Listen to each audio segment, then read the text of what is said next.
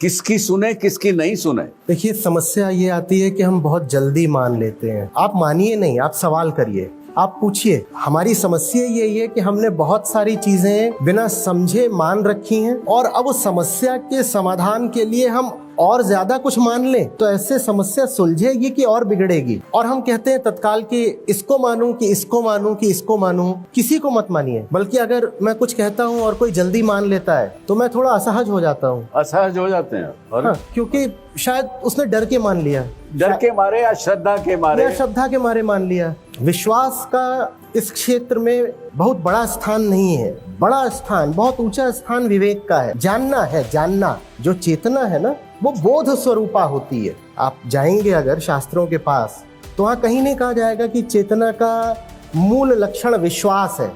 उसका क्या है? प्रज्ञानम ब्रह्म। वो जानना चाहती है, वो समझना चाहती है, और हम समझते नहीं हैं।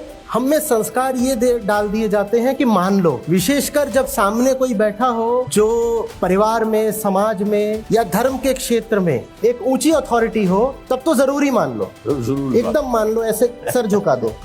वहाँ समस्या आ जाती। अगर अर्जुन भी प्रतिप्रश्न न कर रहे होते तो भगवत गीता भी ना आती। अर्जुन का विरोध बहुत जरूरी है, तब गीता उठती है। ओहो। अगर आप पहला अध्याय लें, दूसरा लें, तीसरा लें, यहाँ तक कि चौथे पांचवें तक भी आए तो अभी अर्जुन का विरोध बचा हुआ है। उस विरोध के कारण ही गीता इतनी सुंदर और इतनी ऊंची हो पाई है। लेकिन भारत में खासकर ये संस्कृति बन गई है कि बस ये बड़ी समस्या है, ये बड़ी समस्या है। ये बड़ी